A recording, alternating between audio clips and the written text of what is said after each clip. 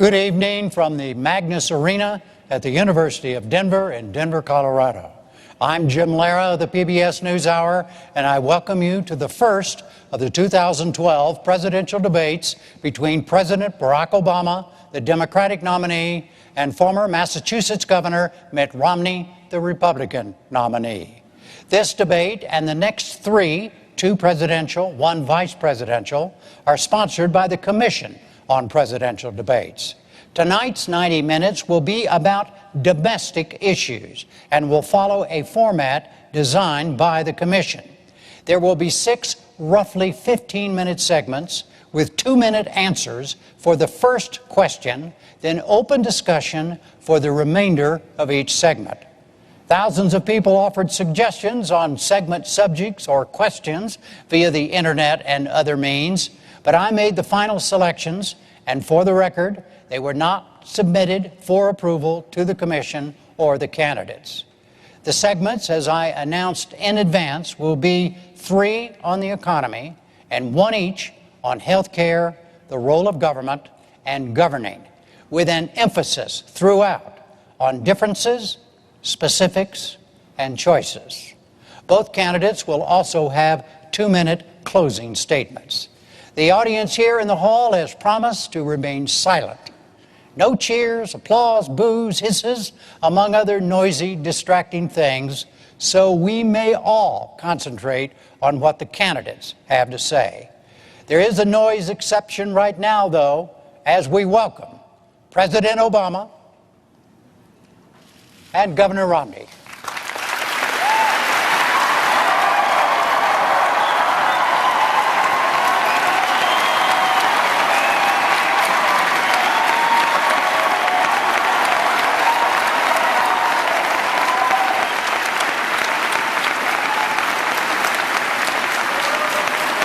Jim.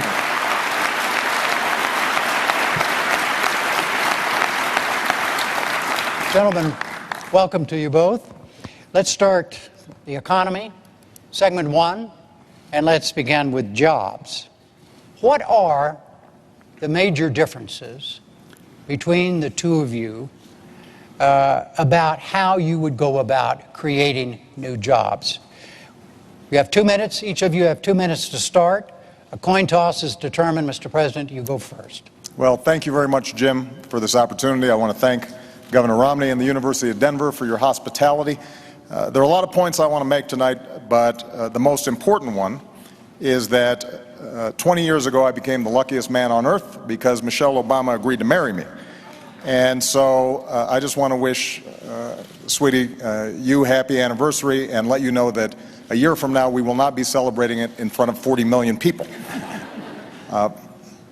4 years ago, we went through the worst financial crisis since the Great Depression. Millions of jobs were lost. The auto industry was on the brink of collapse.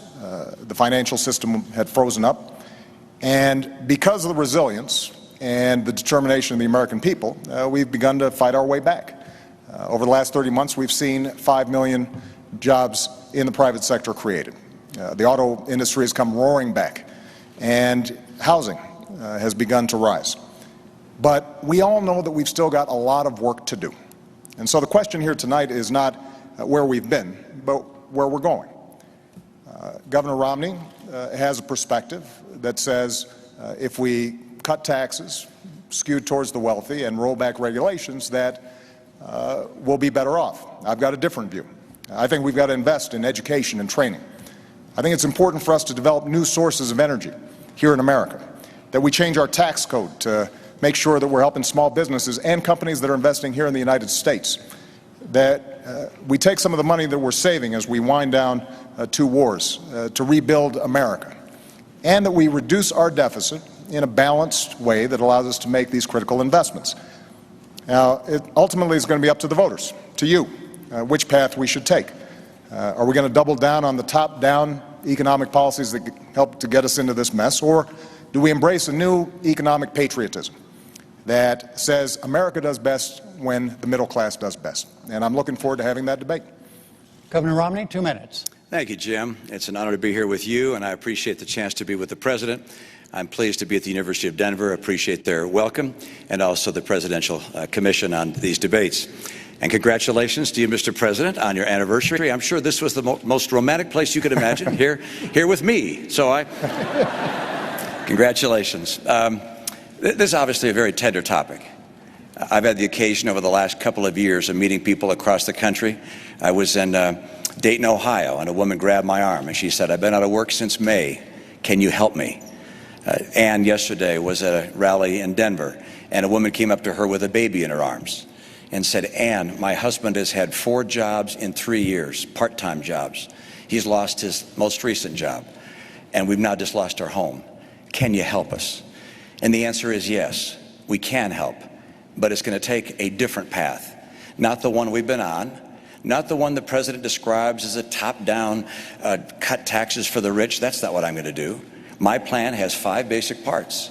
1, get us energy independent, North American energy independent. That creates about 4 million jobs.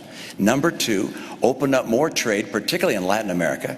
Crack down on China if and when they cheat. Number 3, make sure our people have the skills they need to succeed and the best schools in the world. We're far away from that now. Number 4, get us to a balanced budget. Number 5, champion small business. It's small business that creates the jobs in America. And over the last 4 years, small business people have decided that America may not be the place to open a new business because new business startups are down to a 30-year low. I know what it takes to get small business growing again, to hire people. Now, I'm concerned that the path that we're on has just been unsuccessful. The President has a view very similar to the view he had when he ran 4 years ago, that a bigger government, spending more, taxing more, regulating more, if you will, trickle-down government would work. That's not the right answer for America. I'll restore the vitality that gets America working again. Thank you. Mr. President, please respond directly to what the governor just said about trickle-down, his trickle-down approach, as he said yours is. Well, let me talk specifically about what I think we need to do. First, we've got to improve our education system. And we've made enormous progress drawing on ideas both from Democrats and Republicans that are already starting to show gains in some of the toughest to deal with schools.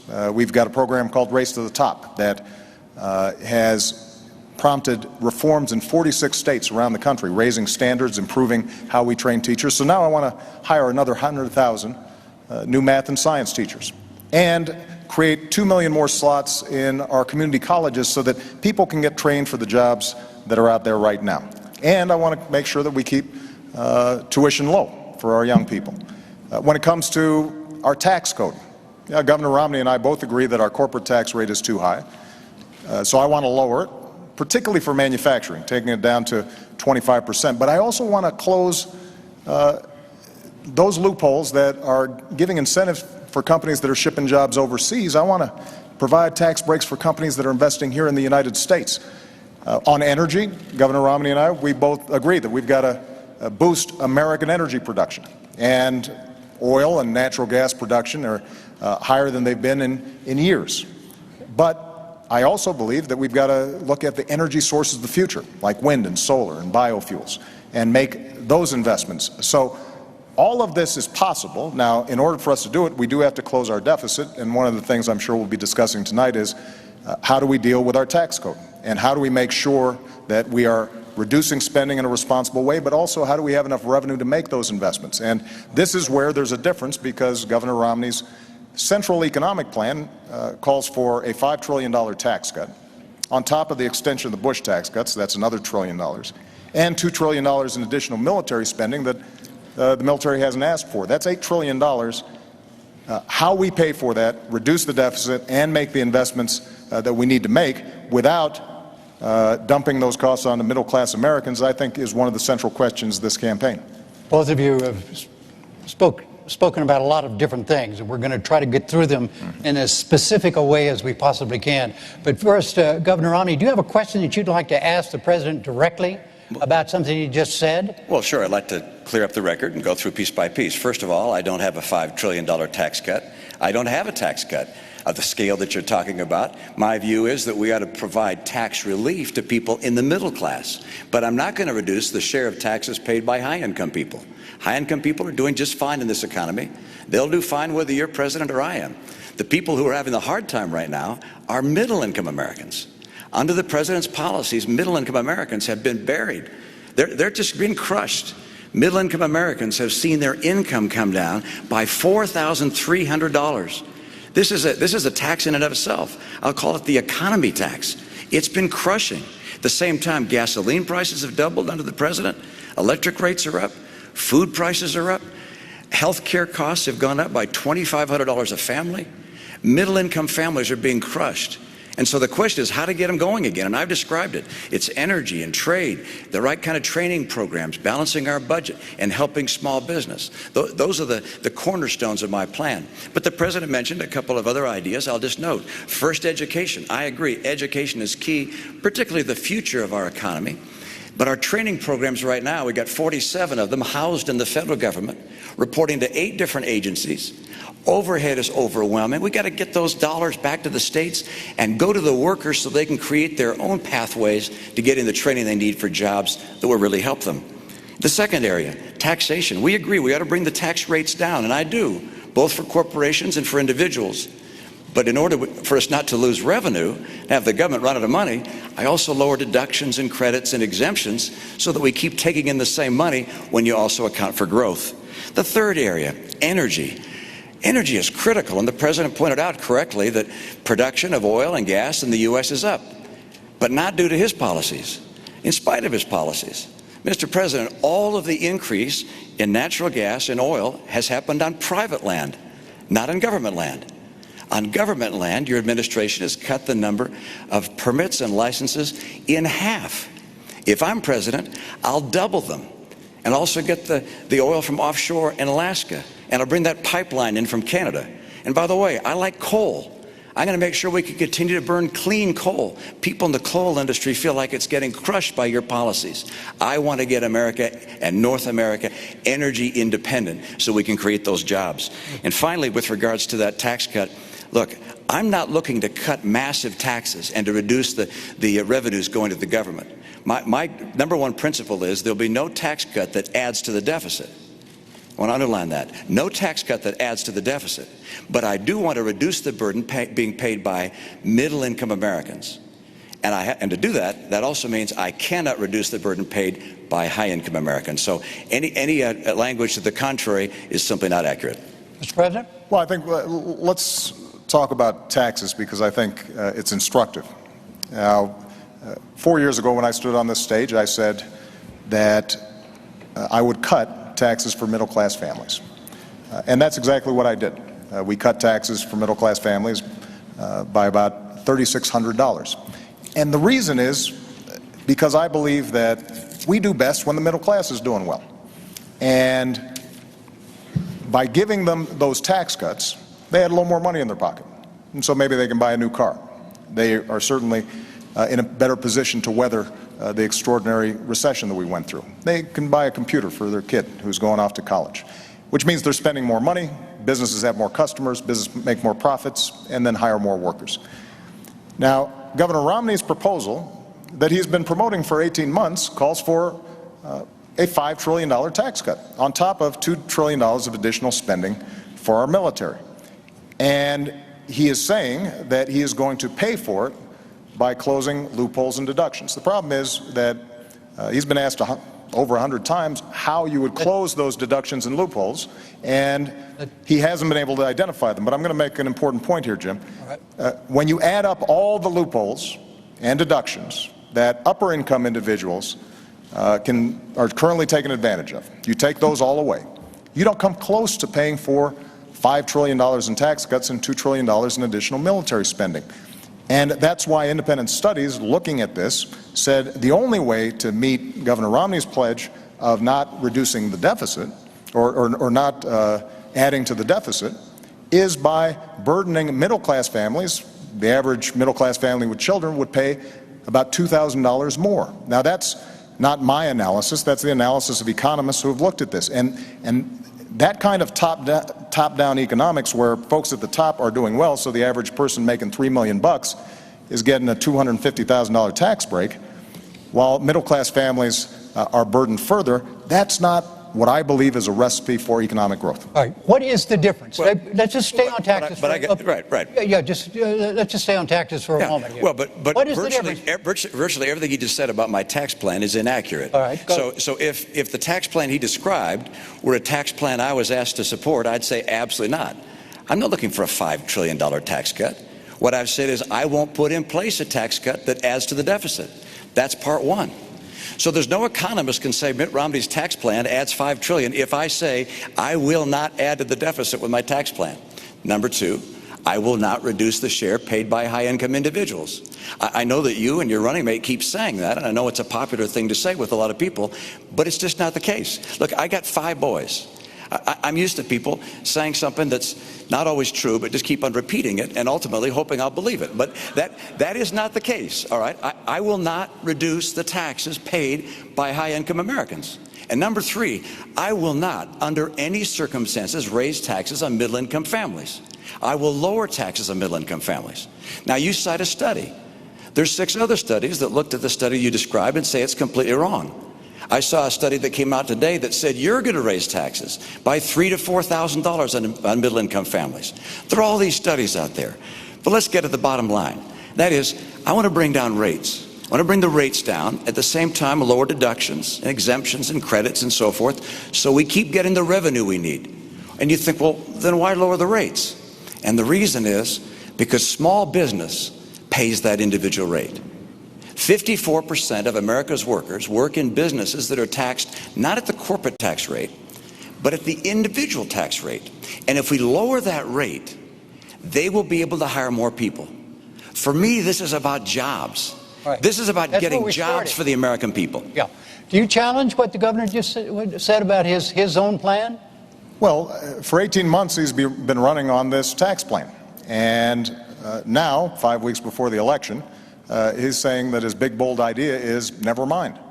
And the fact is that if you are lowering the rates the way you described, Governor, then it is not possible to come up with enough deductions and loopholes that only affect high-income individuals to avoid either raising the deficit or burdening the middle class.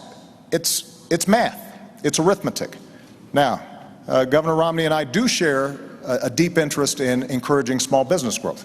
So at the same time that my tax plan has already lowered taxes for 98% of families, I also lowered taxes for small businesses 18 times. And what I want to do is continue the tax rates, the tax cuts that we put into place for small businesses and families.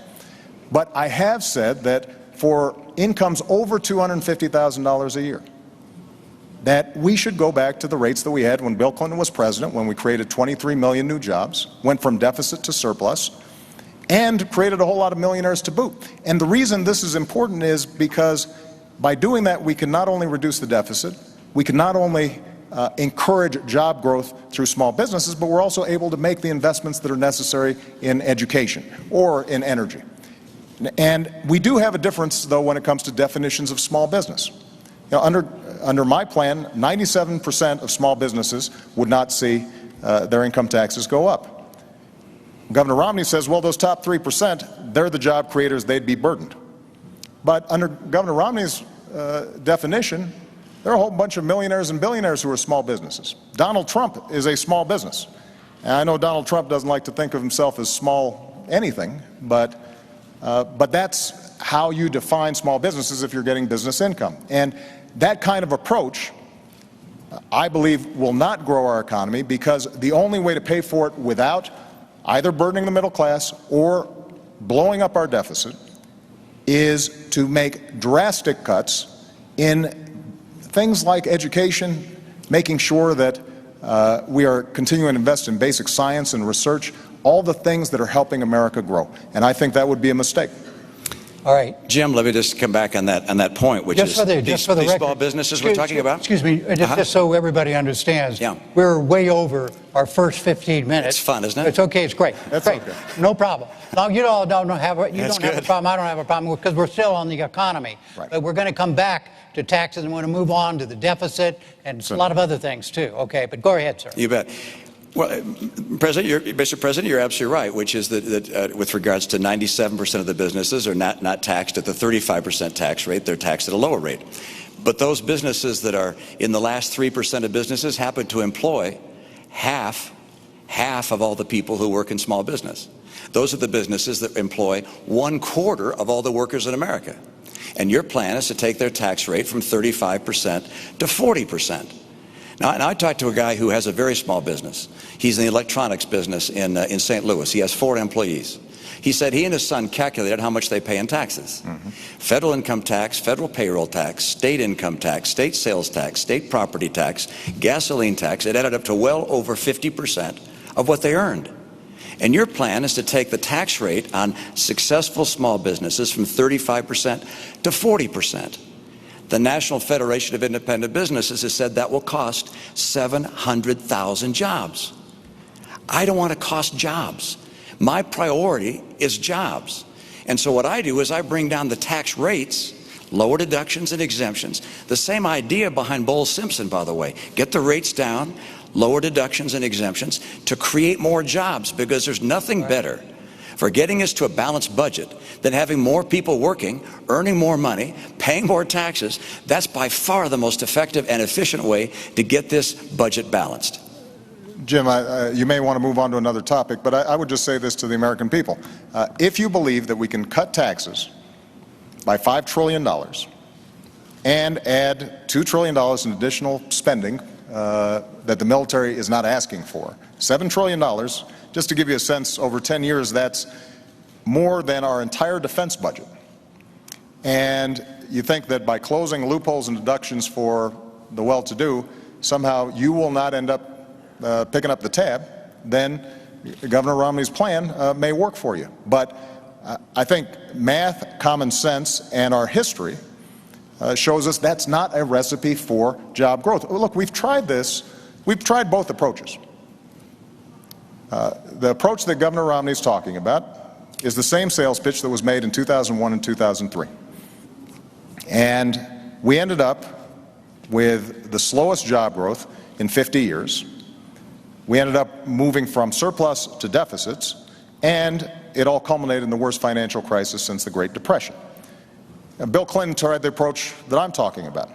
We created 23 million new jobs. We went from deficit to surplus, and businesses did very well. So in some ways, we've got some data on which approach is more likely to create jobs and opportunity for Americans. And I believe that the economy works best when middle-class families are getting tax breaks so that they've got some money in their pockets. And those of us who have done extraordinarily well because of this magnificent country that we live in, that we can afford to do a little bit more to make sure we're not blowing up the deficit. Jim, the president began this segment, so I think I get the last word. So I'm going to take it. You're going to get the first word in the next segment. Well, but he gets the first word of that segment. I get the last word of that segment. I hope. Let me just make this comment. First of all, let me repeat what I said. I'm not in favor of a $5 trillion tax cut. That's not my plan. My plan is not to put in place any tax cut that will add to the deficit. That's point one. So you may keep referring to it as a $5 trillion tax cut, but that's not my plan. Number two, let's look at history. My plan is not like anything that's been tried before. My plan is to bring down rates, but also bring down deductions and exemptions and credits at the same time, so the revenue stays in, but that we bring down rates to get more people working. My priority is putting people back to work in America. They're suffering in this country. And we talk about evidence. Look at the evidence of the last 4 years. It's absolutely extraordinary. We've got 23 million people out of work or stop looking for work in this country. All right. We've got, when the president took office, 32 million people on food stamps, 47 million on food stamps today. Economic growth this year, slower than last year, and last year slower than the year before. Going forward with the status quo is not going to cut it for the American people who are struggling today. All right, let's talk. We're still on the economy. This is theoretically now a second segment still on the economy, and specifically on what to do about the federal deficit, the federal debt. And the question, you each have 2 minutes on this, and Governor Romney, you go first because the President went first on segment one. And the question is this: what are the differences between the two of you as to how you would go about tackling the deficit problem in this country? Well, good. I'm glad you raised that, and it's a critical issue. I think it's not just an economic issue. I think it's a moral issue. I think it's frankly not moral for my generation to keep spending massively more than we take in, knowing those burdens are going to be passed on to the next generation. And they're going to be paying the interest and the principal all their lives. And the amount of debt we're adding at $1 trillion a year is simply not moral. So how do we deal with it? Well, mathematically, there are 3 ways that you can cut a deficit. One, of course, is to raise taxes. Number 2 is to cut spending. And number 3 is to grow the economy. Because if more people work in a growing economy, they're paying taxes, and you can get the job done that way. The president would prefer raising taxes. I understand. The problem with raising taxes is that it slows down the rate of growth, and you can never quite get the job done. I want to lower spending and encourage economic growth at the same time. What things would I cut from spending? Well, first of all, I will eliminate all programs by this test if they don't pass it. Is the program so critical it's worth borrowing money from China to pay for it? And if not, I'll get rid of it. Obamacare is on my list. I apologize, Mr. President. I use that term with all respect, by the way. Good. Okay, good. So I'll get rid of that. I'm sorry, Jim. I'm going to stop the subsidy to PBS. I'm going to stop other things. I like PBS. I love Big Bird. I actually like you too. But I'm not going to keep on spending money on things to borrow money from China to pay for. So that's number 1. Number 2, I'll take programs that are currently good programs, but I think could be run more efficiently at the state level and send them to the state. Number 3, I'll make government more efficient and to cut back the number of employees, combine some agencies and departments. My cutbacks will be done through attrition, by the way. This is the approach we have to take to get America to a balanced budget. The president said he'd cut the deficit in half. Unfortunately, he doubled it. $1 trillion deficits for the last 4 years. The president's put in place as much public debt, almost as much debt held by the public as all prior presidents combined. Mr. President, 2 minutes. When I walked into the Oval Office, I had more than $1 trillion deficit greeting me. And we know where it came from. 2 wars that were paid for on a credit card, 2 tax cuts that were not paid for, and a whole bunch of programs that were not paid for, and then a massive economic crisis. And despite that, what we've said is, yes, we had to take some initial emergency measures to make sure we didn't slip into a Great Depression.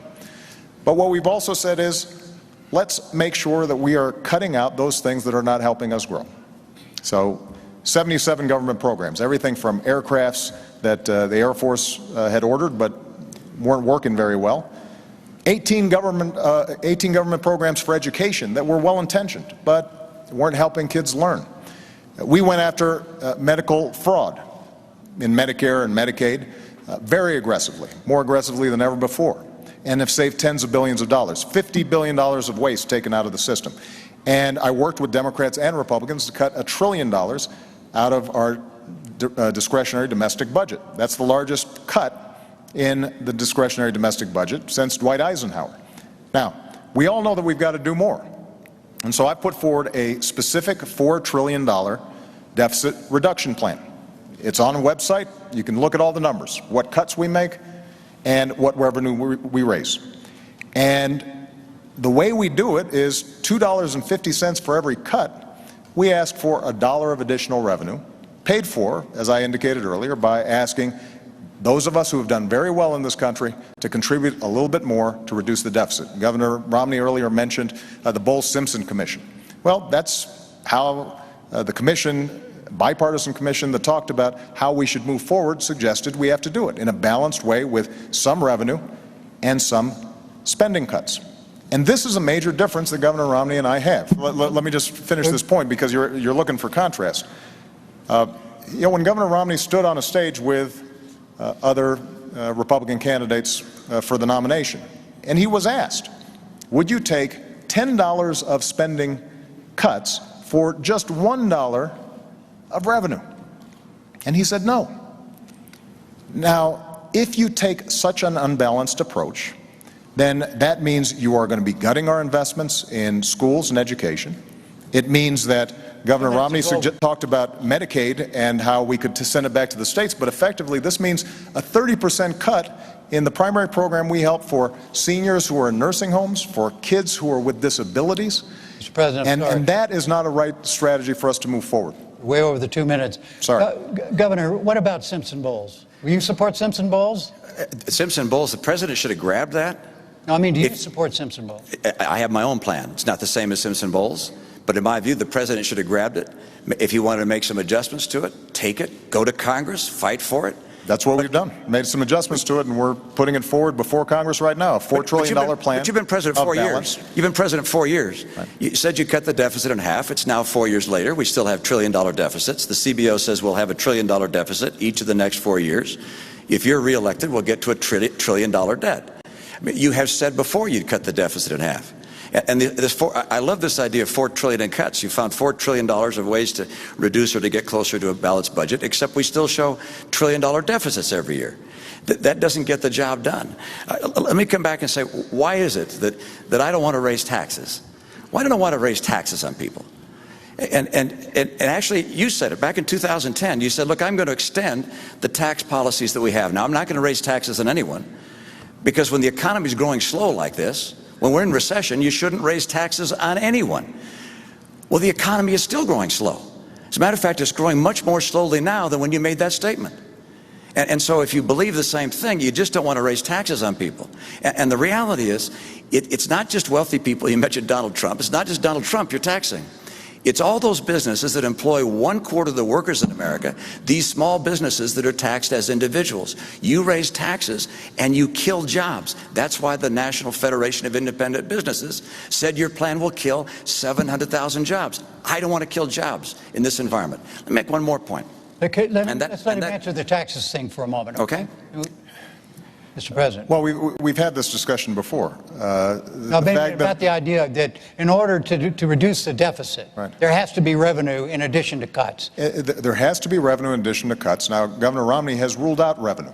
He's ruled out revenue. Absolutely. Complete. Okay, so, look, the revenue I get is by more people working, getting higher pay, paying more taxes. That's how we get growth and how we balance the budget. Right. But the idea of taxing people more, putting more people out of work, you'll never get there. You never balance the budget by raising taxes. Spain spends 42% of their total economy on government. Okay. We're now spending 42% of our economy on government. I don't want to go down the path to Spain. I want to go down the path of growth that puts Americans to work with more money coming in because they're working. Yeah. But, Mr. President, you're saying in order to get the job done, it's got to be balanced. If we're serious, we've got to take a balanced, responsible approach. And by the way, this is not just when it comes to individual taxes. Let's talk about corporate taxes. Now, I've identified areas where we can right away make a change that I believe would actually help the economy. The oil industry gets $4 billion a year in corporate welfare. Basically, they get deductions that those small businesses that Governor Romney refers to, they don't get.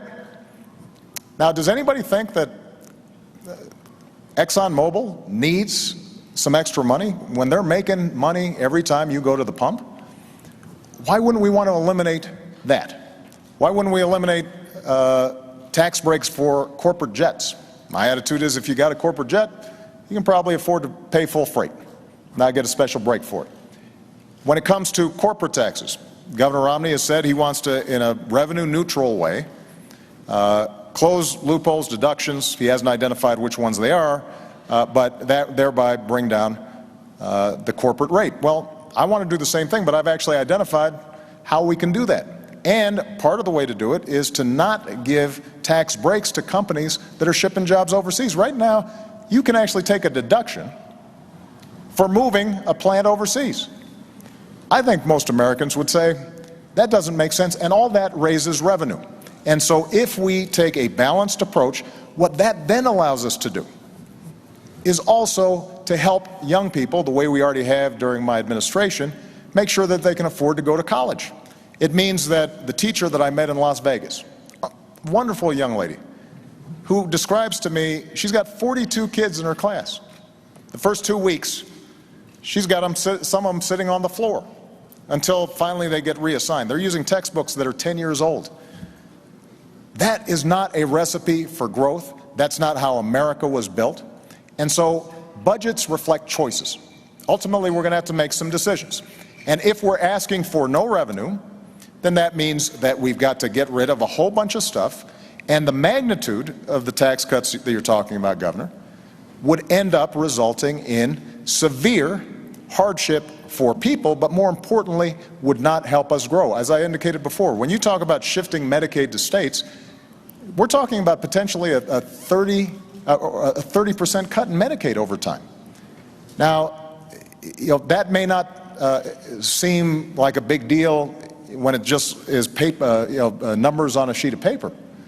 But if we're talking about a family who's got an autistic kid and is depending on that Medicaid, that's a big problem. And governors are creative, there's no doubt about it. But they're not creative enough to make up for 30% of revenue on something like Medicaid. What ends up happening is some people end up not getting help. Jim, we've gone on a lot of topics there, and so it's going to take a minute to go from Medicaid to schools to oil to tax breaks and companies going overseas. So let's go through them one by one. First of all, the Department of Energy has said the tax break for oil companies is $2.8 billion a year. And it's actually an accounting treatment, as you know, that's been in place for 100 years. Now, it's time to end it. And in 1 year, you provided $90 billion in breaks to the green energy world. Now, I like green energy as well, but that's about 50 years worth of what oil and gas receives. And you say Exxon and Mobil. Actually, this $2.8 billion goes largely to small companies, to drilling operators and so forth. But, if we get that tax rate from 35% down to 25%, why, that $2.8 billion is on the table. Of course it's on the table. That's probably not going to survive if you get that rate down to 25%. But don't forget, you put $90 billion, like 50 years worth of breaks into solar and wind, to Solyndra and Fisker and Tesla and Enter1. I mean, I had a friend who said you don't just pick the winners and losers, you pick the losers. All right. So this is not the kind of policy you want to have. You want to get America energy secure. The second topic, which is, you said you get a deduction for taking a plant overseas. Look, I've been in business for 25 years. I have no idea what you're talking about. I maybe need to get a new accountant. But the idea that you get a break for shipping jobs overseas is simply not the case. What we do have right now is a setting where I'd like to bring money from overseas back to this country. And finally, Medicaid to states, I'm not quite sure where that came in except this, which is, I would like to take the Medicaid dollars that go to states and say to a state, you're going to get what you got last year, plus inflation, plus 1%, and then you're going to manage your care for your poor in the way you think best. And I remember as a governor, when this idea was floated by Tommy Thompson, the governors, Republican and Democrats, said, please let us do that. We can care for our own poor in so much better and more effective a way than having the federal government tell us how to care for our poor. So let's state, one of the magnificent things about this country is the whole idea that states are the laboratories of democracy. Don't have the federal government tell everybody what kind of training programs they have to have and what kind of Medicaid they have to have. Let states do this. And by the way, if a state gets in trouble, well, we could step in and see if we can find a way to help them. But the right approach is one which relies on the brilliance of our people and states, not the federal government. 2 seconds, and we're going on still on the economy on another part of it. Okay. All right. This is segment 3, the economy. Entitlements. First answer goes to you. 2 minutes, Mr. President. Do you see a major difference between the two of you on Social Security? I suspect that on Social Security we've got a somewhat similar position. Social Security is structurally sound. It's going to have to be tweaked the way it was by Ronald Reagan and Democratic Speaker Tip O'Neill. But the basic structure is sound. But I want to talk about the values behind Social Security and Medicare, and then talk about Medicare, because that's the big driver of our deficits right now. My grandmother, some of you know, helped to raise me. My grandparents did. My grandfather died a while back. My grandmother died 3 days before I was elected president. And she was fiercely independent. She worked her way up, only had a high school education, started as a secretary, ended up being the vice president of a local bank. And she ended up living alone by choice. And the reason she could be independent was because of Social Security and Medicare. She had worked all her life, put in this money, and understood that there was a basic guarantee, a floor under which she could not go. And that's the perspective I bring when I think about what's called entitlements. The name itself implies some sense of dependency on the part of these folks. These are folks who've worked hard, like my grandmother, and there are millions of people out there who are counting on this. So my approach is to say, how do we strengthen the system over the long term? And in Medicare, what we did was we said, we are going to have to bring down the costs if we're going to deal with our long-term deficits. But to do that, let's look where some of the money is going. $716 billion we were able to save from the Medicare program by no longer overpaying insurance companies, by making sure that we weren't overpaying providers. And using that money, we were actually able to lower prescription drug costs for seniors by an average of $600, and we were also able to make a significant dent in providing them the kind of preventive care that will ultimately save money throughout the system. So the way for us to deal with Medicare in particular is to lower health care costs. When it comes to Social Security, as I said, you don't need a major structural change in order to make sure that Social Security is there for the future. We'll follow up on this. First, Governor Romney, you have 2 minutes on Social Security and entitlements. Well, Jim, our seniors depend on these programs, and I know anytime we talk about entitlements, people become concerned that something's going to happen that's going to change their life for the worst. And the answer is neither the President nor I are proposing any changes for any current retirees or near retirees, either to Social Security or Medicare. So if you're 60 or around 60 or older, you don't need to listen any further. But for younger people, we need to talk about what changes are going to be occurring. Oh, I just thought about one. And that is, in fact, I was wrong when I said the President isn't proposing any changes for current retirees. In fact, he is on Medicare. On Social Security, he's not. But on Medicare, for current retirees, he's cutting $716 billion from the program. Now, he says by not overpaying hospitals and providers, actually just going to them and saying, we're going to reduce the rates you get paid across the board. Everybody's going to get a lower rate. That's not just going after places where there's abuse. That's saying we're cutting the rates. Some 15% of hospitals and nursing homes say they won't take any more Medicare patients under that scenario. We also have 50% of doctors who say they won't take more Medicare patients. We have 4 million people on Medicare Advantage that will lose Medicare Advantage because of those $716 billion in cuts. I can't understand how you can cut Medicare $716 billion for current recipients of Medicare. Now you point out, well, we're putting some back. We're going to give them a better prescription program. That's $1 for every 15 you've cut. They're smart enough to know that's not a good trade. I want to take that $716 billion you've cut and put it back into Medicare. By the way, we can include a prescription program if we need to improve it. But the idea of cutting $716 billion from Medicare to be able to balance the additional cost of Obamacare is, in my opinion, a mistake. And with regards to young people coming along, I've got proposals to make sure Medicare and Social Security are there for them without any question. Mr. President. First of all, I think it's important for Governor Romney to present this plan that he says will only affect folks in the future. And the essence of the plan is that he would turn Medicare into a voucher program. It's called premium support, but it's understood to be a voucher program. His running mate... And you don't support that? I don't, and let me explain why. Again, that's for future people, right? Not for current retirees. So if you're 54 or 55, you might want to listen, because this will affect you. The idea, which was originally presented by Congressman Ryan, your running mate, is that we would give a voucher to seniors, and they could go out in the private marketplace and buy their own health insurance. The problem is that because the voucher wouldn't necessarily keep up with healthcare inflation, it was estimated that this would cost the average senior about $6,000 a year. Now, in fairness, what Governor Romney has now said is he'll maintain traditional Medicare alongside it. But there's still a problem, because what happens is those insurance companies are pretty clever at figuring out who are the younger and healthier seniors. they recruit them, leaving the older, sicker seniors in Medicare. And every healthcare economist who looks at it says over time what will happen is the traditional Medicare system will collapse.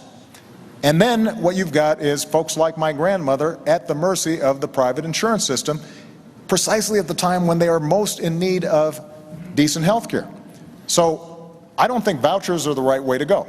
And this is not my only my opinion. AARP thinks that the savings that we obtained from Medicare bolstered the system, lengthened the Medicare trust fund by 8 years. Benefits were not affected at all. And ironically, if you repeal Obamacare, and I have become fond of this term, Obamacare, if you repeal it, what happens is those seniors right away are going to be paying $600 more in prescription care. They're now going to have to be paying copays for basic checkups that can keep them healthier.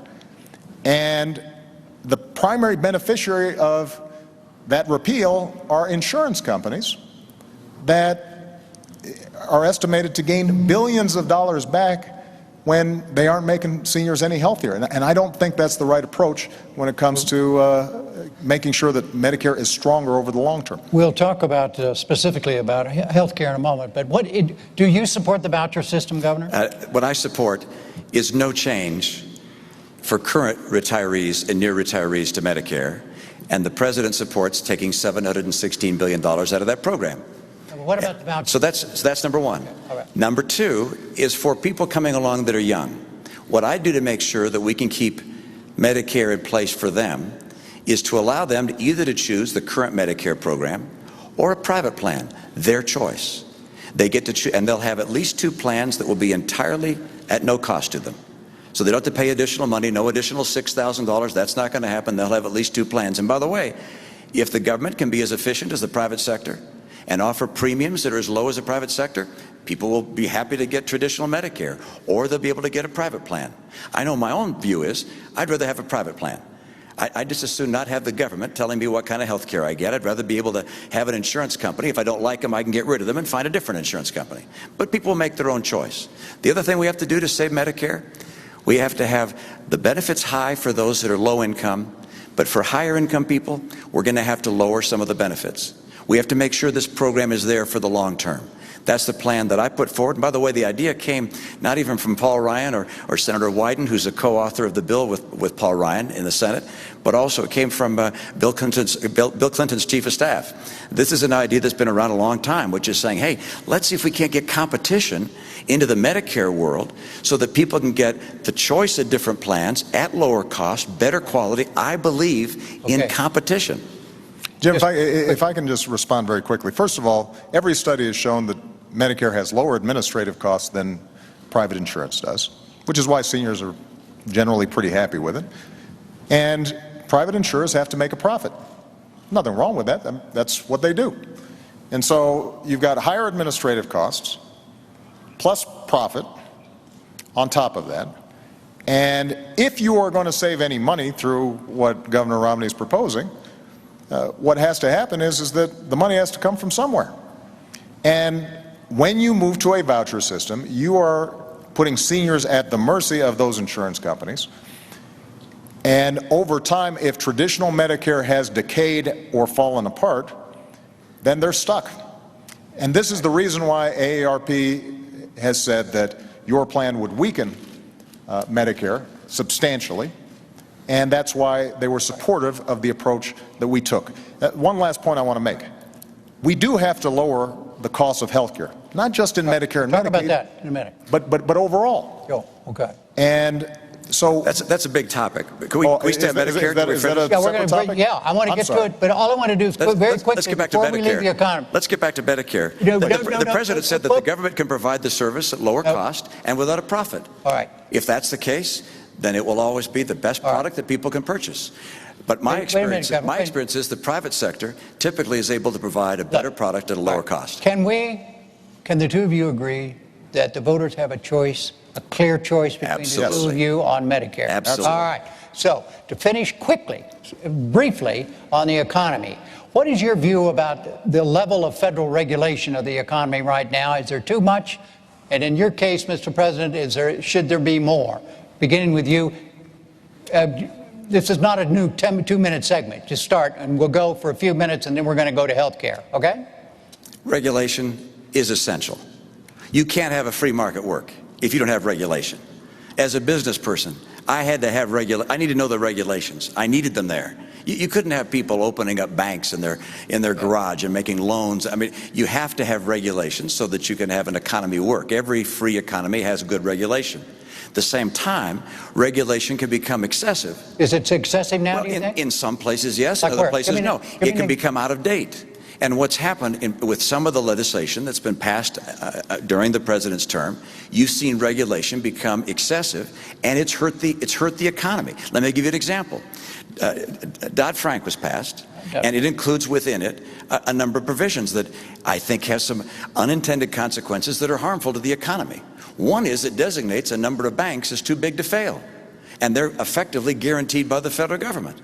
This is the biggest kiss that's been given to New York banks I've ever seen. This is an enormous boon for them. There have been 122 community and small banks have closed since Dodd-Frank. So there's one example. Here's another. In Dodd-Frank, it says... You want to repeal Dodd-Frank? Well, I would repeal that and replace it. We're not going to get rid of all regulation. You have to have regulation. Okay. Right. And there's some parts of Dodd-Frank that make all the sense in the world. You need transparency. You need to have leverage limits for institutions. Well, here's a specific. But let's mention the other one. Let's talk the other big one. No, let's not. Okay. Let's let him respond. Let's let him respond to this specific on Dodd-Frank and what the governor just said. Well, I think this is a great example. The reason we have been in such an enormous economic crisis it was prompted by reckless behavior across the board. Now, it wasn't just on Wall Street. You had loan officers that were given loans and mortgages that really shouldn't have been given because the folks didn't qualify. You had people who were borrowing money to buy a house that they couldn't afford. You had credit agencies that were stamping these as A1 great investments when they weren't. But you also had banks making money hand over fist, churning out products that the bankers themselves didn't even understand in order to make big profits, but knowing that it made the entire system vulnerable. So what did we do? We stepped in and had the toughest reforms on Wall Street since the 1930s. We said, you've got banks, you've got to raise your capital requirements. You can't engage in some of this risky behavior that is putting Main Street at risk. We're going to make sure that you've got to have a living will so we can know how you're going to wind things down if you make a bad bet, so we don't have other taxpayer bailouts. In the meantime, by the way, we also made sure that all the help that we provided those banks was paid back, every single dime, with interest. Now, Governor Romney has said he wants to repeal Dodd-Frank. And, I appreciate, and it appears we've got some agreement that a marketplace to work has to have some regulation. But in the past, Governor Romney has said he just wants to repeal Dodd-Frank, roll it back. And so the question is, does anybody out there think that the big problem we had is that there was too much oversight and regulation of Wall Street? Because if you do, then Governor Romney is your candidate. But that's not what I believe. That's just not the facts. Look, we have to have regulation on Wall Street. Yeah. That's why I'd have regulation. But I wouldn't designate 5 banks as too big to fail and give them a blank check. That's one of the unintended consequences of Dodd-Frank. It wasn't thought through properly. We need to get rid of that provision because it's killing regional and small banks. They're getting hurt. Let me mention another regulation in Dodd-Frank. You say we were giving mortgages to people who weren't qualified. It's exactly right. It's one of the reasons for the great financial calamity we had. And so Dodd-Frank correctly says we need to have qualified mortgages, and if you give a mortgage that's not qualified, there are big penalties. Except they didn't ever go on to define what a qualified mortgage was. It's been 2 years. We don't know what a qualified mortgage is yet. So banks are reluctant to make loans, mortgages. Try and get a mortgage these days. It's hurt the housing market because Dodd-Frank didn't anticipate putting in place the kinds of regulations you have to have. It's not that Dodd-Frank always was wrong with too much regulation. Sometimes they didn't come out with the clear regulation. I will make sure we don't hurt the functioning of our marketplace and our businesses because I want to bring back housing and get good jobs. All right, I think we have another clear difference between the two of you. Now let's move to health care, where I know there is a clear difference, and that has to do with the Affordable Care Act, Obamacare, and it's a two-minute new segment, and that means 2 minutes each, and you go first, Governor Romney. You want it repealed. You want the Affordable Care Act repealed. Why? I sure do. Well, in part, it comes again from my experience. I was in New Hampshire. A woman came to me and she said, look, I can't afford insurance for myself or my son.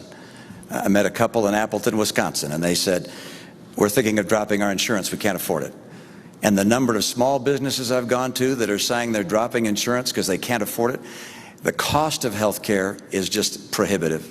And we've got to deal with cost. And unfortunately, when you look at Obamacare, the Congressional Budget Office has said it will cost $2,500 a year more than traditional insurance.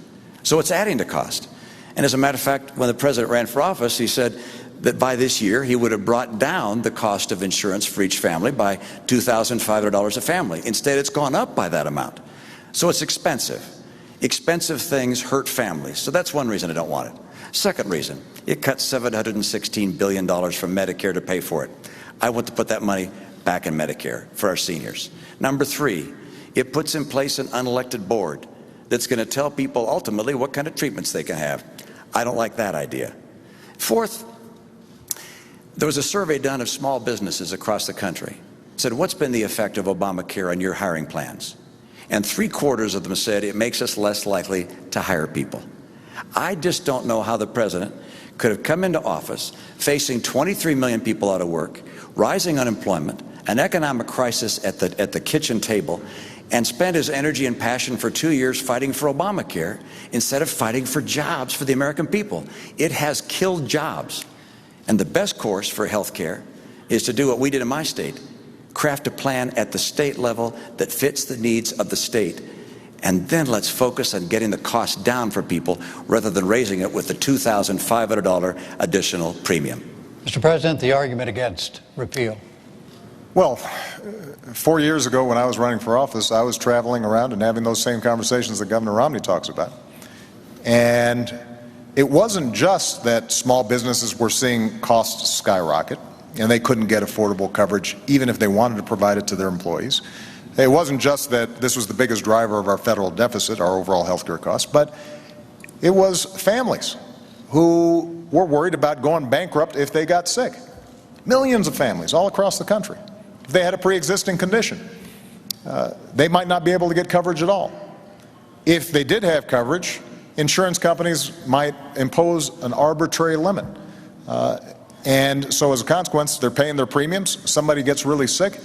Lo and behold, they don't have enough money to pay the bills because the insurance companies say that they've hit the limit. So we did work on this alongside working on jobs because this is part of making sure that middle-class families are secure in this country. And let me tell you exactly what Obamacare did. Number one, if you've got health insurance, it doesn't mean a government takeover. You keep your own insurance, you keep your own doctor, but it does say insurance companies can't jerk you around. They can't impose arbitrary lifetime limits. They have to let you keep your kid on your insurance plan until you're 26 years old. And it also says that you're going to have to get rebates if insurance companies are spending more on administrative costs and profits than they are on actual care. Number two, if you don't have health insurance, we're essentially setting up a group plan that allows you to benefit from group rates that are typically 18% lower than if you're out there trying to get insurance on the individual market. Now, the last point I'd make before 2 minutes is up, sir. No, I think I had 5 seconds before you interrupted me. Was the irony is that we've seen this model work really well in Massachusetts because Governor Romney did a good thing working with Democrats in the state to set up what is essentially the identical model, and as a consequence, people are covered there. It hasn't destroyed jobs, and as a consequence, we now have a system in which we have the opportunity to start bringing down costs as opposed to just leaving millions of people out in the cold. Your 5 seconds went away a long time ago. All right, Governor, tell the president directly why you think what he just said is wrong about Obama. Well, I did with my first statement, but I'll go on. Please elaborate. I'll elaborate. Exactly right.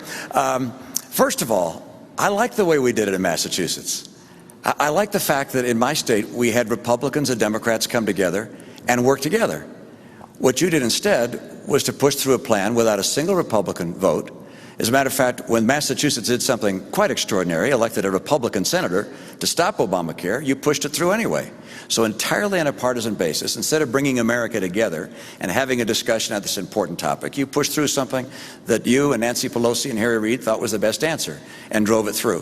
What we did in a legislature 87% Democrat, we were together. 200 legislators in my legislature. Only 2 voted against the plan by the time we were finished. What were some differences? We didn't raise taxes. You've raised them by $1 trillion under Obamacare. We didn't cut Medicare. Of course, we don't have Medicare, but we didn't cut Medicare by $716 billion.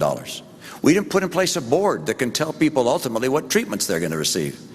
We didn't also do something that I think a number of people across this country recognize, which is put people in a position where they're going to lose the insurance they had and they wanted. Right now, the CBO says up to 20 million people will lose their insurance as Obamacare goes into effect next year. And likewise, a study by McKinsey & Company of American businesses said 30% of them are anticipating dropping people from coverage. So for those reasons, for the tax, for Medicare, for this board, and for people losing their insurance, this is why the American people don't want Medicare, don't want Obamacare. It's why Republicans said, do not do this. And the Republicans had the plan. They put a plan out. They put out a plan, a bipartisan plan. It was swept aside. I think something this big, this important, has to be done on a bipartisan basis. And we have to have a president who can reach across the aisle and fashion important legislation with the input from both parties. Governor Romney said this has to be done on a bipartisan basis. This was a bipartisan idea. In fact, it was a Republican idea. And Governor Romney, at the beginning of this debate, wrote and said, what we did in Massachusetts could be a model for the nation. And I agree that the Democratic legislators in Massachusetts might have given some advice to Republicans in Congress about how to cooperate. But the fact of the matter is, we use the same advisors, and they say it's the same plan. When Governor Romney talks about this board, for example, unelected board that we've created, what this is a group of healthcare experts, doctors, etc., to figure out how can we reduce the cost of care in the system overall. Because there are 2 ways of dealing with our healthcare crisis. One is to simply leave a whole bunch of people uninsured and let them fend for themselves, to let businesses figure out how long they can continue to pay premiums until finally they just give up and their workers are no longer getting insured. And that's been the trend line. Or alternatively, we can figure out how do we make the cost of care more effective. And there are ways of doing it. So at Cleveland Clinic, one of the best healthcare systems in the world, they actually provide great care cheaper than average. And the reason they do is because they do some smart things. They say, if a patient's coming in, let's get all the doctors together at once, do one test instead of having the patient run around with 10 tests. Let's make sure that we're providing preventive care, so we're catching the onset of something like diabetes. Let's pay providers on the basis of performance as opposed to on the basis of how many procedures they've engaged in. Now, so what this board does is basically identifies best practices and says, let's use the purchasing power of Medicare and Medicaid to help to institutionalize all these good things that we do. And the fact of the matter is that when Obamacare is fully implemented, we're going to be in a position to show that costs are going down. And over the last 2 years, healthcare premiums have gone up. It's true, but they've gone up slower than any time in the last 50 years. So we're already beginning to see progress. In the meantime, folks out there with insurance, you're already getting a rebate. Let me make one last point. Governor Romney says we should replace it. I'm just going to repeal it, but we can replace it with something. But the problem is he hasn't described what exactly we'd replace it with, other than saying we're going to leave it to the states. But the fact of the matter is that some of the prescriptions that he's offered, like letting you buy insurance across state lines, there's no indication that that somehow is going to help somebody who's got a pre-existing condition be able to finally buy insurance. In fact, it's estimated that by repealing Obamacare, you're looking at 50 million people losing health insurance at a time when it's vitally important. Let's let the governor explain what you would do if Obamacare is repealed. How would you replace it? Actually, it's a lengthy description, but number one, pre-existing conditions are covered under my plan. Number two, young people are able to stay on their family plan. That's already offered in the private marketplace. You don't have to have the government mandate that for that to occur. But let's come back to something the President and I agree on, which is the key task we have in healthcare is to get the cost down so it's more affordable for families. And then he has as a model for doing that a board of people at the government, an unelected board, appointed board, who are going to decide what kind of treatment you ought to have. In my opinion, the government is not effective in bringing down the cost of almost anything. As a matter of fact, free people and free enterprises trying to find ways to do things better are able to be more effective in bringing down the cost than the government will ever be. Your example of the Cleveland Clinic is my case in point, along with several others I could describe. This is the private market. These are enterprises competing with each other, learning how to do better and better jobs. I used to consult to to hospitals and to healthcare providers. I was astonished at the creativity and innovation that exists in the American people. In order to bring the cost of healthcare down, we don't need to have a board of 15 people telling us what kinds of treatments we should have. We instead need to put insurance plans, providers, hospitals, doctors on target such that they have an incentive, as you say, performance pay for doing an excellent job for keeping costs down, and that's happening. Intermountain Healthcare does it superbly well. Mayo Clinic is doing it superbly well. Cleveland Clinic, others. But the right answer is not to have the federal government take over healthcare and start mandating to the providers across America, telling a patient and a doctor what kind of treatment they can have. That's the wrong way to go. The private market and individual responsibility always work best. Let me just point out, first of all, this board that we're talking about can't make decisions about what treatments are given. That's explicitly prohibited in the law. But let's go back to what Governor Romney indicated, that under his plan, he would be able to cover people with pre-existing conditions. Well, actually, Governor, that isn't what your plan does. What your plan does is to duplicate what's already the law, which says, if you are out of health insurance for 3 months, then you can end up getting continuous coverage, and an insurance company can't deny you if it's been under 90 days. But that's already the law, and that doesn't help the millions of people out there with pre-existing conditions. There's a reason why Governor Romney set up the plan that he did in Massachusetts. It wasn't a government takeover of health care. It was the largest expansion of private insurance. But what it does say is that insurers, you've got to take everybody. Now, that also means that you've got more customers.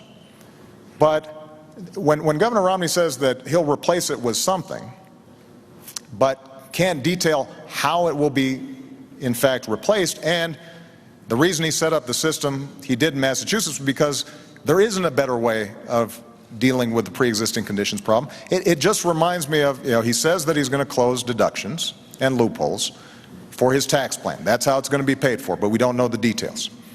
He says that he's going to replace Dodd-Frank, Wall Street reform, but we don't know exactly which ones. He won't tell us. He now says he's going to replace Obamacare and assure that all the good things that are in it are going to be in there and you don't have to worry. And at some point, I think the American people have to ask themselves, is the reason that Governor Romney is keeping all these plans to replace secret because they're too good? Is it because that somehow middle-class families are going to benefit too much from them? No, the reason is because when we reform Wall Street, when we tackle the problem of pre-existing conditions, Right. then these are tough problems, and we've got to make choices. Right, and the choices we've made have been ones that ultimately are benefiting middle-class families all across the country. We're going to move to a... No, I have to respond to that, Well, which is my experience as a governor is if I come in and lay down a piece of legislation and say it's my way or the highway, I don't get a lot done. What I do is the same way that Tip O'Neill and Ronald Reagan worked together some years ago. When Ronald Reagan ran for office, he laid out the principles that he was going to foster. He said he was going to lower tax rates. He said he was going to broaden the base. You've said the same thing. You're going to simplify the tax code, broaden the base. Those are my principles. I want to bring down the tax burden on middle-income families. And I'm going to work together with Congress to say, okay, what are the various ways we could bring down deductions, for instance? One way, for instance, would be to have a single number. Make up a number, $25,000, $50,000. Anybody can have deductions up to that amount. And then that number disappears for high-income people. That's one way one could do it. One could follow Bowles-Simpson as a model and take deduction by deduction and make differences that way. There are alternatives to accomplish the objective I have, which is to bring down rates, broaden the base, simplify the code, and create incentives for growth. And with regards to health care, you had remarkable details with regards to my pre-existing condition plan. You obviously have studied up on my plan. In fact, I do have a plan that deals with people with pre-existing conditions. That's part of my health care plan. And what we did in Massachusetts is a model for the nation, state by state. And I said that at that time. The federal government taking over health care for the entire nation and whisking aside the 10th Amendment, which gives states the rights for these kinds of things, is not the course for America to have a stronger, more vibrant economy. That is a terrific segue to our next segment, and is the role of government. And let's see, role of government, and it is, you are first on this, Mr. President, and the question is this: do you believe, both of you, but you had the first 2 minutes on this, Mr. President, do you believe there's a fundamental difference between the two of you as to how you view the mission of the federal government? Well, I definitely think there are differences. The first role of the federal government is to keep the American people safe. That's its most basic function. And as Commander-in-Chief, that is something that I have worked on and thought about every single day that I've been in the Oval Office. But I also believe that government has the capacity, the federal government has the capacity, to help open up opportunity and create ladders of opportunity and to create frameworks where the American people can succeed. Look, the genius of America is the free enterprise system and freedom, and the fact that people can go out there and start a business, work on an idea, make their own decisions. But as Abraham Lincoln understood, there are also some things we do better together.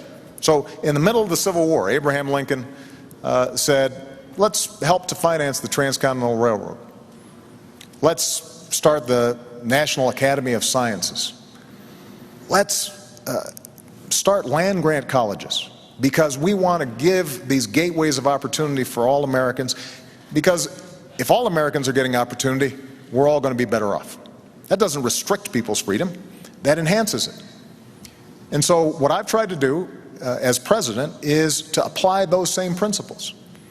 And when it comes to education, what I've said is we've got to reform schools that are not working. We used something called Race to the Top. It wasn't a top-down approach, Governor. What we've said is to states, we'll give you more money if you initiate reforms. And as a consequence, you had 46 states around the country who have made a real difference. But what I've also said is let's hire another 100,000 math and science teachers to make sure we maintain our technological lead and our people are skilled and able to succeed. And hard-pressed states right now can't all do that. In fact, we've seen layoffs of hundreds of thousands of teachers over the last several years, and Governor Romney doesn't think we need more teachers. I do, because I think that that is the kind of investment where the federal government can help. It can't do it all, but it can make a difference. And as a consequence, we'll have a better trained workforce, and that will create jobs because companies want to locate in places where we've got a skilled workforce. 2 minutes, Governor, on the role of government. Your view. Well, first, I love great schools. Massachusetts, our schools are ranked #1 of all 50 states. And the key to great schools, great teachers. So I reject the idea that I don't believe in great teachers or more teachers. Every school district, every state should make that decision on their own. The role of government. Look behind us, the Constitution and the Declaration of Independence. The role of government is to promote and protect the principles of those documents. First, life and liberty. We have a responsibility to protect the lives and liberties of our people, and that means a military second to none. I do not believe in cutting our military. I believe in maintaining the strength of America's military. Second, in that line that says we are endowed by our Creator with our rights, I believe we must maintain our commitment to religious tolerance and freedom in this country. That statement also says that we are endowed by our Creator with the right to pursue happiness as we choose. I interpret that as, one, making sure that those people who are less fortunate and can't care for themselves are cared by one another. We're a nation that believes that we're all children of the same God, and we care for those that have difficulties, those that are elderly and have problems and challenges, those that are disabled. We care for them, and we look for discovery and innovation, all these things desired out of the American heart to provide the pursuit of happiness for our citizens. But we also believe in maintaining for individuals the right to pursue their dreams and not to have the government substitute itself for the rights of free individuals. And what we're seeing right now is, in my view, a trickle-down government approach, which has government thinking it can do a better job than free people pursuing their dreams, and it's not working.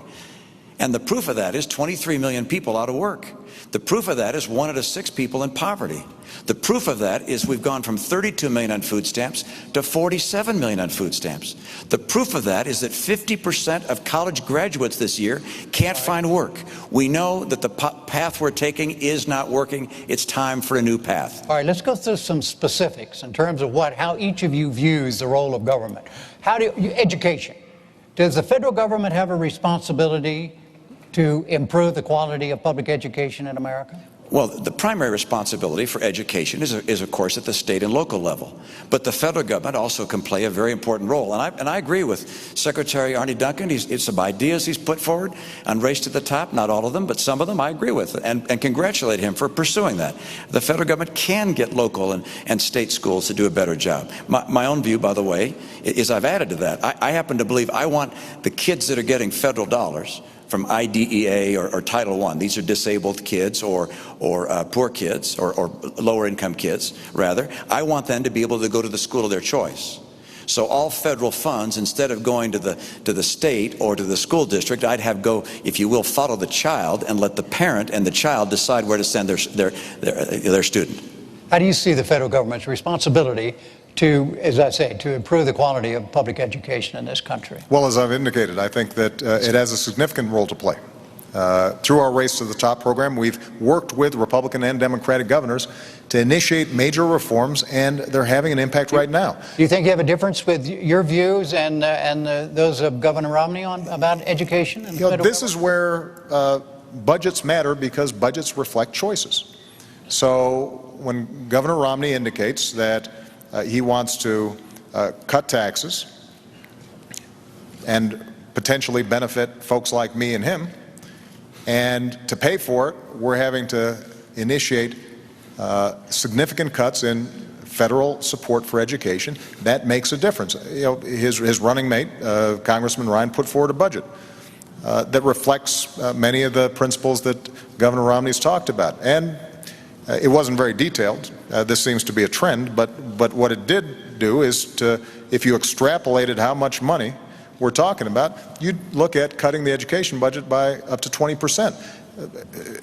When it comes to community colleges, we are seeing great work done out there all over the country, because we have the opportunity to train people for jobs that exist right now. And one of the things I suspect Governor Romney and I probably agree on is getting businesses to work with community colleges so that they're setting up their training programs. Do you agree, Governor?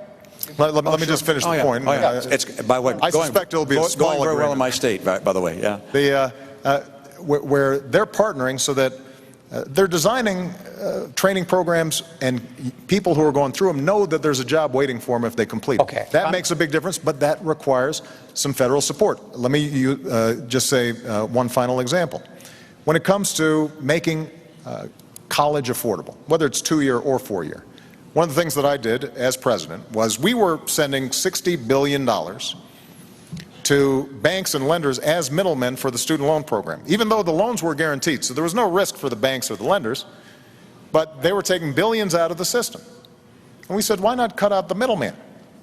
And as a consequence, what we've been able to do is to provide millions more students assistance, lower keep low interest rates on student loans. And this is an example of where our priorities make a difference.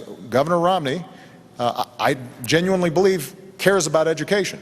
But when he tells a student that you should borrow money from your parents to go to college, that indicates the degree to which there may not be as much of a focus on the fact that folks like myself, folks like Michelle, kids who attend University of Denver just don't have that option. And for us to be able to make sure that they've got that opportunity and they can walk through that door, that is vitally important, not just to those kids. It's how we're going to grow this economy over the long term. We're running out of time, gentlemen. So you have a chance. Yes, respond to that. Yes, sir, Governor. Mr. President, you're entitled as a president of your own airplane and to your own house, but not to your own facts. All right, I'm not going to cut education funding.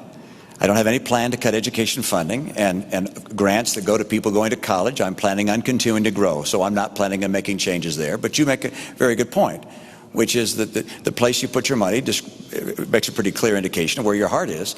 You put $90 billion into green jobs. And I'm all in favor of green energy. $90 billion. That would have hired 2 million teachers. $90 billion. And these businesses, many of them have gone out of business. I think about half of them, of the ones that have been invested in, have gone out of business. A number of them happen to be owned by people who are contributors to your campaigns. Look, the right course for America's government, we're talking about the role of government, is not to become the economic player, picking winners and losers, telling people what kind of health treatment they can receive, taking over the health care system that has existed in this country for a long, long time and has produced the best health records in the world. The right answer for government is to say, how do we make the private sector become more efficient and more effective? How do we get schools to be more competitive? Let's grade them. I propose we grade our schools so parents know which schools are succeeding and failing, so they can take their child to a school that's being more successful. I don't want to cut our commitment to education. I wanted to make it more effective and efficient. And by the way, I've had that experience. I don't just talk about it. I've been there. Massachusetts schools are ranked #1 in the nation. This is not because I didn't have commitment to education. It's because I care about education for all of our kids. All right, gentlemen, look, excuse me one sec. Excuse me, sir. We've got barely have 3 minutes left. I'm not going to grade the two of you and say your answers have been too long or I've done a poor job. You've done a great job. Oh, well, no.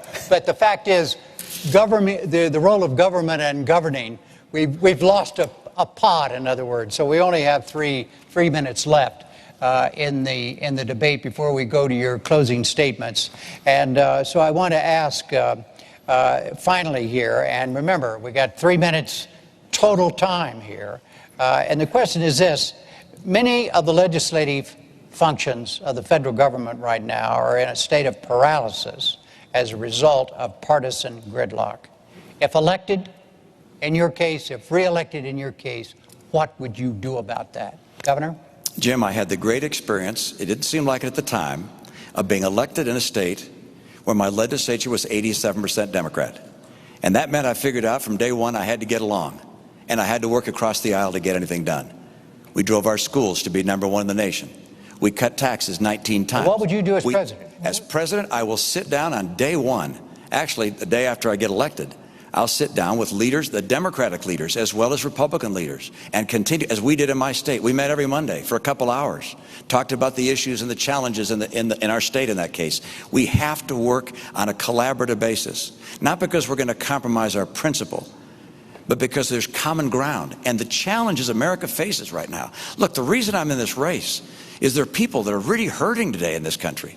And we face this deficit could crush the future generations. What's happening in the Middle East? There are developments around the world that are of real concern.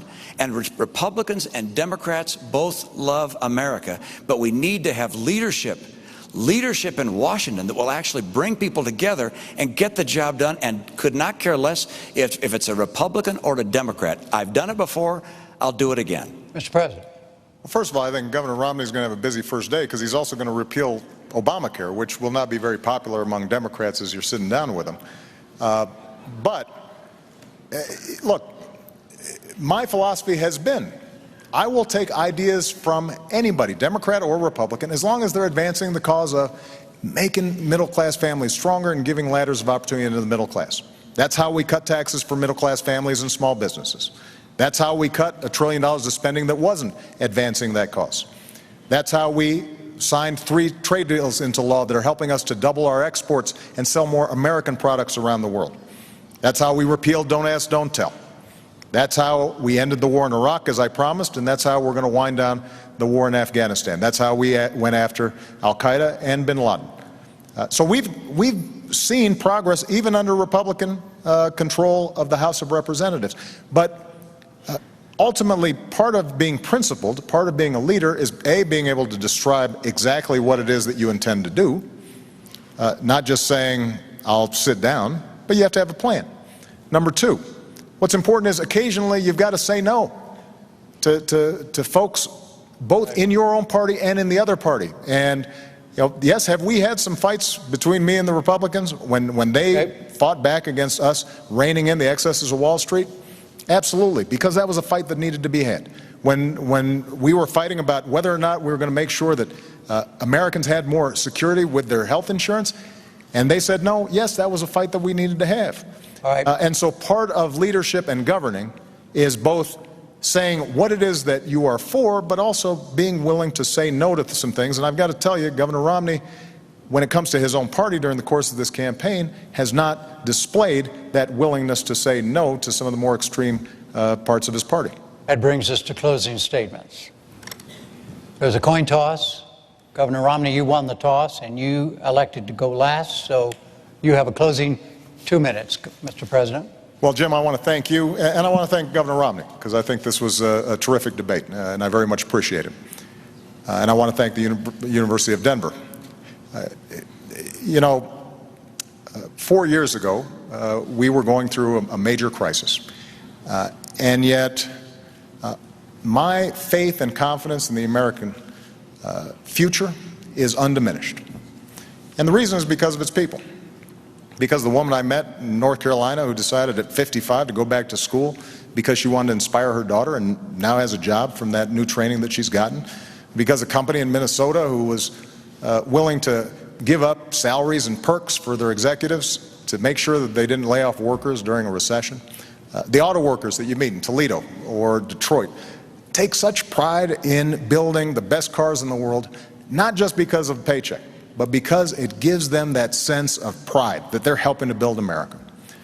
And so the question now is, how do we build on those strengths? And everything that I've tried to do, and everything that I'm now proposing for the next 4 years in terms of improving our education system or developing American energy, or making sure that we're closing loopholes for companies that are shipping jobs overseas and focusing on small business companies that are creating jobs here in the United States, or closing our deficit in a responsible, balanced way that allows us to invest in our future. All those things are designed to make sure that the American people, their genius, their grit, their determination is channeled, and they have an opportunity to succeed. And everybody's getting a fair shot, and everybody's getting a fair share. Everybody's doing a fair share, and everybody's playing by the same rules. 4 years ago, I said that I'm not a perfect man and I wouldn't be a perfect president, and that's probably a promise that Governor Romney thinks I've kept. But I also promised that I'd fight every single day on behalf of the American people, and the middle class, and all those who are striving to get in the middle class. I've kept that promise, and if you'll vote for me, then I promise I'll fight just as hard in a second term. Governor Romney, your 2-minute closing. Thank you, Jim, and Mr. President, thank you for tuning in this evening. This is an important election, and I'm concerned about America. I'm concerned about the direction America has been taking over the last 4 years. I know this is bigger than an election about the two of us as individuals. It's bigger than our respective parties. It's an election about the course of America. What kind of America do you want to have for yourself and for your children?